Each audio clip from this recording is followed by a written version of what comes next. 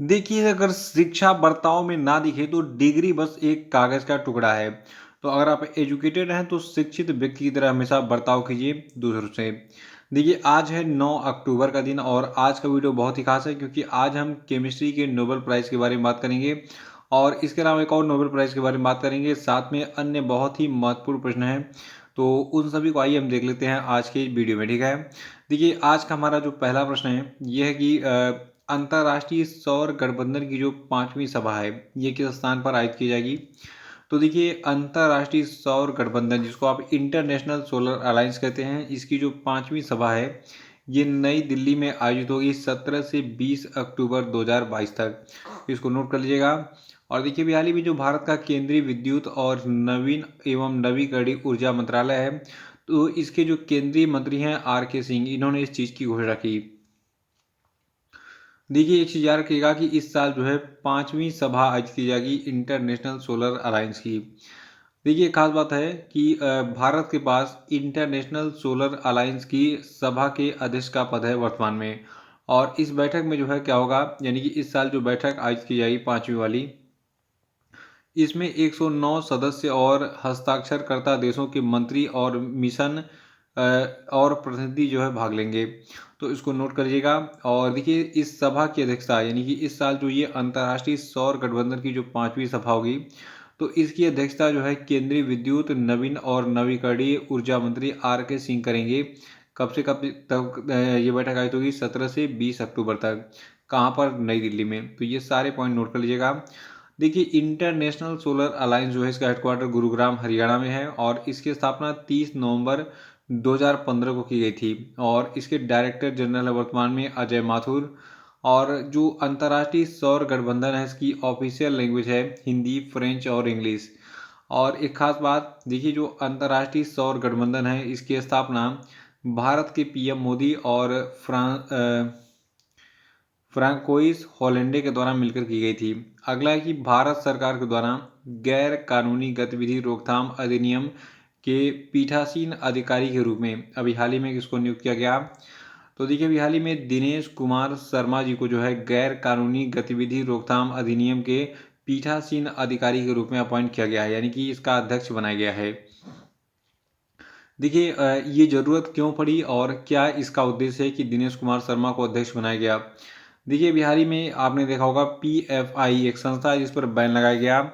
देखिए, जो पीएफआई है, इसका पूरा नाम है पॉपुलर फ्रंट ऑफ इंडिया। तो पॉपुलर फ्रंट ऑफ इंडिया और इसके सहयोगी संगठनों को 28 सितंबर को आतंकवाद विरोधी कानून के तहत वैश्विक आतंकी समूहों से संबंधों और देश के भीतर विध्वंसक गतिविधियों के लिए प्रतिबंधित घोषित किया गया था। देखिए, जो पीएफआई है, इसके 8 सहयोगी कौन कौन हैं? पीएफआई के 8 सहयोगियों में से पहला आपका है रिहैब इंडिया फाउंडेशन, दूसरा है कैंपस फ्रंट ऑफ इंडिया, तीसरा है ऑल इंडिया इमाम काउंसिल और चौथा आपका है National Confederation of Human Rights Organisation और नेक्स्ट है नेशनल वुमेन फ्रंट और फिर Junior Front, Empowered India Foundation और रिहैब फाउंडेशन। तो इन सभी 8 को जो है बैन कर दिया गया है पीएफआई के साथ में।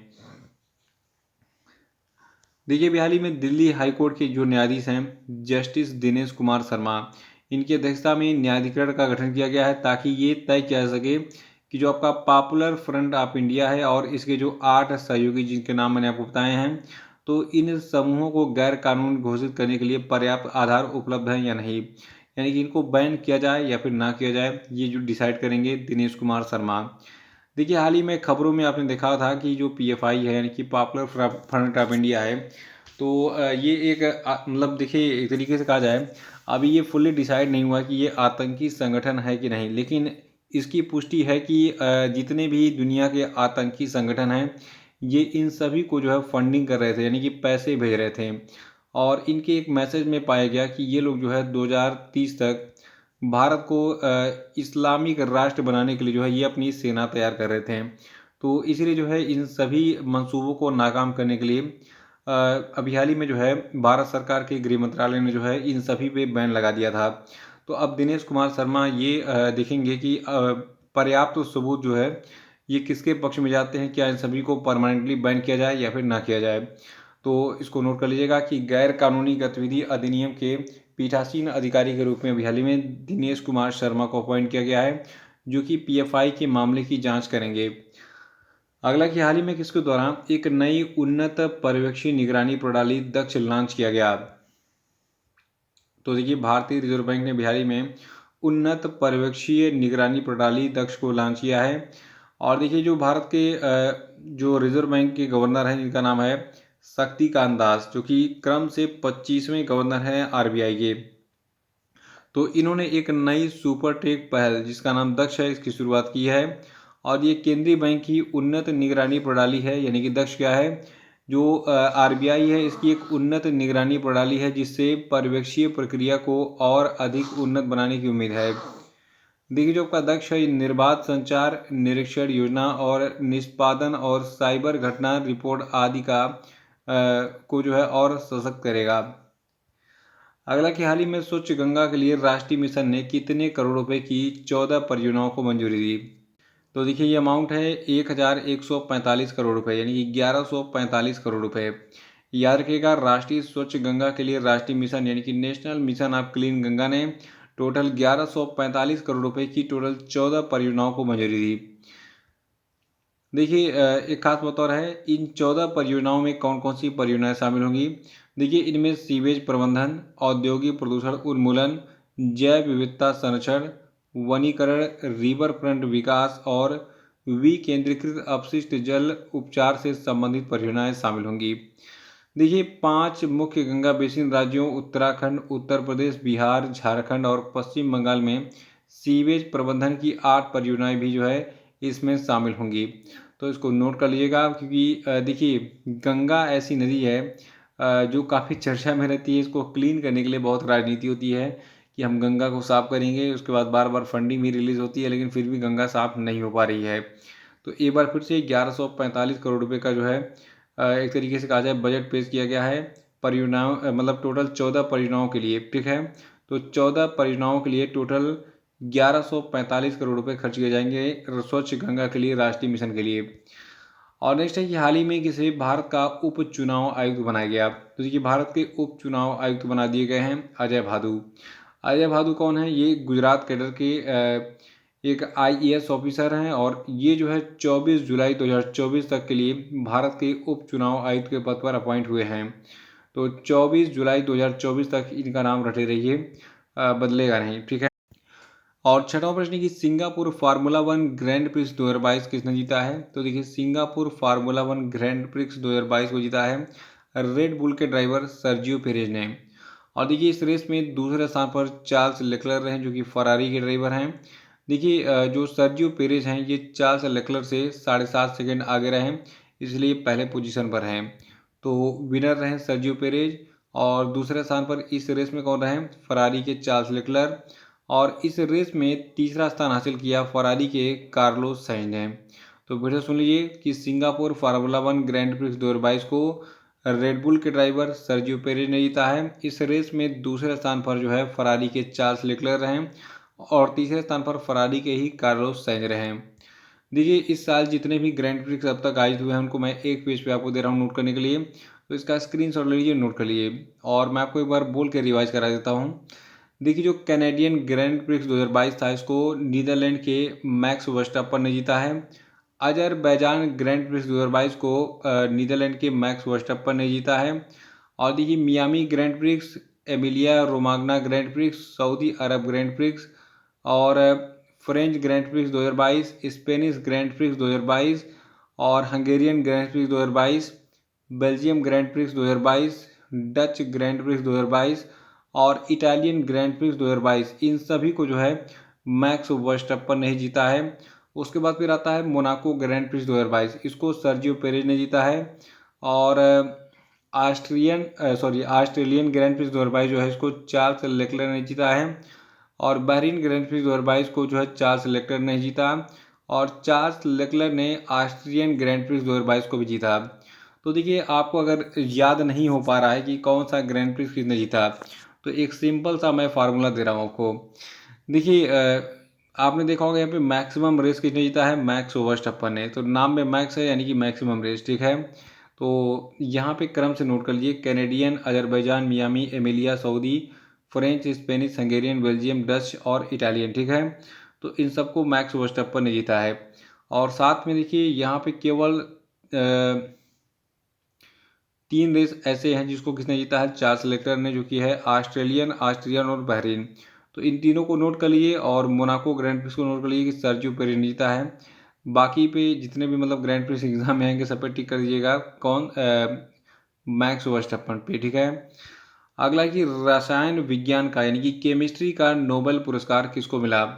देखिए इस बार जो है टोटल 3 लोगों को केमिस्ट्री का नोबेल पुरस्कार मिला है। पहले का नाम है बैरी शार्पलेस, दूसरे का नाम है मोर्टन मेल्डल, और तीसरे का नाम है कैरोलिन बर्टोजी। नोट कर लीजिएगा। देखिए इन तीनों को किस क्षेत्र में नोबेल पुरस्कार मिला, मतलब क्या खोज किया इन्होंने। देखिए अमेरिका से जो कैरोलिन बर्टोजी हैं और बैरी शार्पलेस हैं, और डेनमार्क के जो आपके मोर्टन मिल्डन हैं। ठीक है, तो इन्होंने क्लिक रसायन विज्ञान के नए क्षेत्र में अग्रणी होने और दवा और अन्य क्षेत्रों में अपनी क्षमता का प्रदर्शन करने के लिए नोबेल पुरस्कार प्राप्त किया है। और देखिए इन्होंने ऐसी प्रतिक्रियाओं की खोज की है जो अणुओं को एक साथ स्नैप करने की अनुमति देती है और नए प्रौद्योगिकी के निर्माण को सक्षम करती है और कोशिका जीव विज्ञान में अंतर्दृष्टि प्रदान करती है। देखिए जो इनमें से डॉक्टर मेल्डल हैं और डॉक्टर शार्पलेस हैं, ये एक दूसरे से स्वतंत्र हैं। इन्होंने copper crystal catalysed azide alkaline cycloaddition यानी कि CuAAC प्रतिक्रिया हासिल की, जिसका उपयोग चिकित्सा, रसायन विज्ञान जैसे क्षेत्रों में लोकप्रिय रूप से किया जाता है। और देखिए जो आपके बर्टोजी हैं, ठीक है, इन्होंने जीवित जीवों के अंदर क्लिक प्रतिक्रियाओं को कम करने और क्लिक रसायन विज्ञान के क्षेत्र में सुधार किया। और ये बायो आर्थोगोनल प्रक्रियाएं कोशिका के सामान्य रसायन विज्ञान को प्रभावित नहीं करती हैं। इसको नोट कर लीजिएगा। और देखिए अभी हाल ही में नोबेल पुरस्कार के साथ जो आपके डॉक्टर शार्पलेस हैं, ये 2 नोबेल पुरस्कार प्राप्त करने वाले कुछ वैज्ञानिकों में से एक बन गए हैं। देखिए बहुत सारे ऐसे साइंटिस्ट हैं जिनको 2-2 बार नोबेल पुरस्कार मिला है, जिनमें से एक आपके हैं डॉक्टर शार्पलेस, जो इस बार जो है 2 बार नोबेल पुरस्कार प्राप्त करने वाले जो है विनर बन गए हैं। तो इसको नोट कर लीजिएगा। देखिए जो आपके डॉक्टर शार्पलेस हैं, यानी कि इनको जो है 2001 में ये नोबेल पुरस्कार मिला था। तो 2001 में भी एक बार ये नोबेल प्राइज़ जीत चुके हैं, और फिर जो है 2022 में भी इस बार इन्होंने नोबेल प्राइज़ जीत लिया डॉक्टर शार्पलेस ने। देखिए अब तक किन किन वैज्ञानिकों को या फिर रिसर्चर्स को जो है 2-2 बार नोबेल पुरस्कार मिला है, इनके नाम मैं आपको बताता हूँ। देखिए 2 बार नोबेल पुरस्कार विजेताओं में जो है जॉन बार्डिन शामिल हैं, जिन्होंने 2 बार भौतिकी के लिए नोबेल पुरस्कार जीता। उसके बाद मैरी क्यूरी, देखिए इन्होंने रेडियो एक्टिविटी के ऊपर काम किया था। तो मैरी क्यूरी जिन्होंने भौतिकी और रसायन दोनों के लिए जो है नोबेल पुरस्कार प्राप्त किया है, यानी कि मैरी क्यूरी को फिजिक्स में भी और केमिस्ट्री में भी नोबेल पुरस्कार मिला है। और देखिए अगला नाम है लिनुस पॉलिंग का, जिन्हें शांति का और रसायन का दोनों का नोबेल पुरस्कार मिला। और उसके बाद फिर फ्रेडरिक सेंगर हैं, जिन्होंने 2 बार केमिस्ट्री में नोबेल पुरस्कार जीता। तो ये सभी नाम जो है इसको नोट कर लीजिएगा, इन्होंने 2-2 बार नोबेल प्राइज़ जीता है।